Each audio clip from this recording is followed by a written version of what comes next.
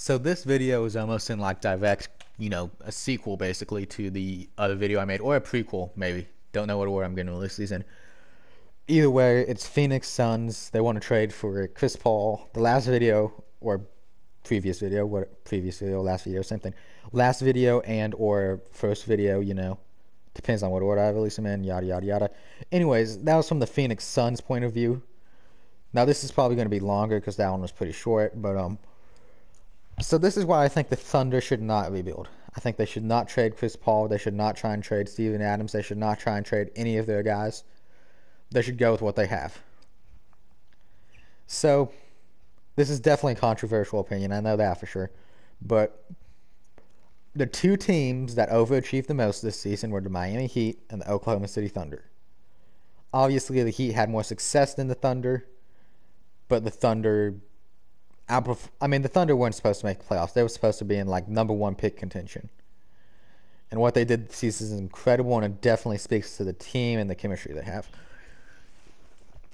And to that, and even after such a successful season with such a roster that doesn't look like it would do this, it brings up the question, should they rebuild? And most people are saying, yes, they should rebuild. They are a rebuilding team. But I think they should not rebuild. And my reasoning for that is the Miami Heat did not rebuild. They had, 3 or 4 years, I'd say, probably closer to 4 at this point, of mediocrity, just kind of being late lottery, early playoff exit. And what it did, or not what it did, but the point is, they were able to. Most teams is what I'm trying to say is most NBA teams, they see it as either in contention or going for a lottery pick. Right? There is no in between, really. They either see it as we have a chance for a title or we need to tank. I mean, look at the 76ers. They invented the whole trust the process stuff, kind of embraced the tanking, and that's caused the NBA to do it. However, it hasn't always come out as a success when you are trying to tank. We can look at the Knicks recently. You could debate looking at the 76ers, but, that's a whole different subject. Anyways, what I'm trying to say here is tanking does not always work. Okay? Now, the Thunder have lots of picks. Lots of picks over the next, couple of years. Now, most people, it seems like, are in favor of adding another one with this Chris Paul trade to the Suns, if this Chris Paul trade does happen, or a trade at all. Now, I say, obviously no player is untouchable, right? If you offer me, say, like 3 first-round picks for Paul, I'm saying, heck yeah, take him right now, you fool. Even like 2 first-round picks, or a first and like a second-round pick, or first that might not get conveyed.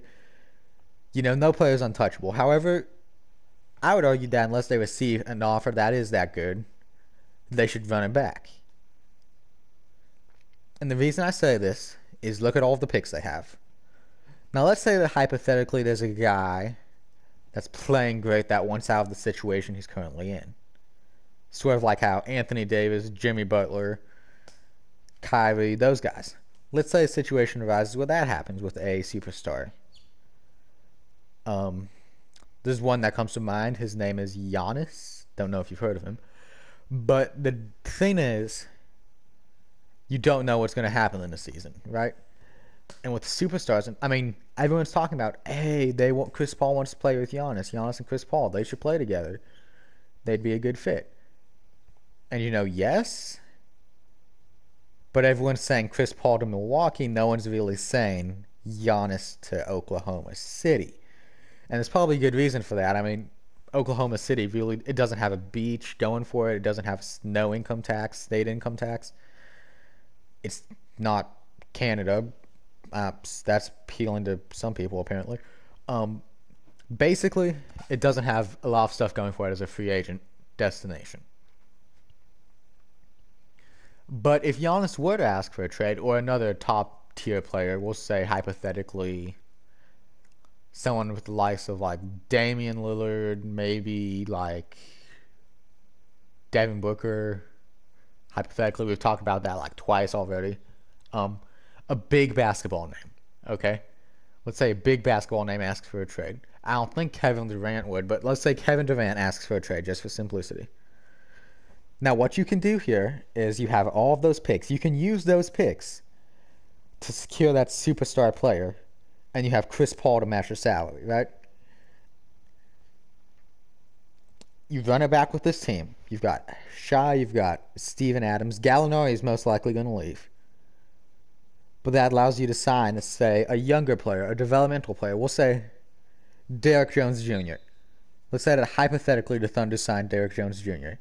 A younger dude, a dude that they can attempt to develop, a dude that kind of fits the current state of their roster. They can go out and sign him with that money that Gallinari would be taking up. Now, obviously, I think, Gallinari should, or I think if you're the Thunder, you're going to want to re-sign Gallinari. You're going to want to run it back, especially when you add in the draft pick you have this year. If you want to, you can trade up. I saw somewhere that they wanted to trade up for LaMelo, which I don't think is true. But they have so much more potential with those picks. Now, you might be saying, yeah, they do have potential with those picks. Why don't they trade Chris Paul, get another one, so that if some superstar did request a trade, they could for sure have the best package? And to that, I say, yes, you could trade Chris Paul now. You could trade him for an expiring contract and a first. I'm sure the Knicks or someone else would do that. But salary matching does exist. Okay? And Chris Paul has a very large salary. I think we can all, admit it. I mean, he's a very good player, but I would say he is overpaid right now. Now, if Giannis demands a trade, right, the Oklahoma City Thunder can say, hey, we'll give you Chris Paul and all of these firsts. And the Bucks would only have to probably throw in, one other player maybe? Because of the fact that Chris Paul has such a large salary. That's forcing the Bucks to match the salary there, which makes it easier. You get an extra player. You likely won't have to, add anything else because the Bucks are trying to, get everything they can out of this situation. But anyways, the point I'm trying to make here is salary matching is probably why I would keep Chris Paul if I am looking to trade for a superstar player. I mean, Shai is looking, Shai, however you want to pronounce it. He is looking like a, future all-star right now. Lou Dort looks like a solid defensive player, especially on James Harden, which could end up being very useful down the road, honestly. Especially if he can develop more offensively. I mean, it's a mix of young guys and veteran talent. And where have we seen that? We've seen that in Miami. And I mean, look at the success they had. Now, obviously, part of that could be contributed to coaching, good roster fit, all of that. But I think the Oklahoma City Thunder should run it back this season. And obviously, if you go into the season and lose 10 games in a row or something, then yes, please do trade Chris Paul, Steven Adams, all of those guys. But until then, you can keep drafting with the picks you have, waiting until the time is right to go for the guy that you truly want. Also, they can use any picks that they may have this year to, I would probably draft a younger point guard. It depends on how they see it. If they see Shai's the potential to become a point guard of the future, I'd probably draft a center. But if they don't, I'd probably draft a point guard and give him a couple years behind Chris Paul. Because that'd, probably improve his game. You're learning behind what? One of the second, third best? Probably third best, honestly. Yeah, never mind. Okay. You're learning behind a top 10 point guard of all time, is what I'm trying to say. So that's always useful. Helps the young guy, helps boost Chris Paul's trade value. Win-win for everyone. But yeah, long story short, Thunder should not trade Chris Paul. Those are all of my reasons why. Let me know what you think down in the comments below. Like the video, subscribe to the channel if you're new. I post sports stuff, Call of Duty stuff. Not really 2K stuff anymore because the game sucks, but all sorts of random stuff that I just kind of, come up with. Like and subscribe. Yeah, yeah, yeah.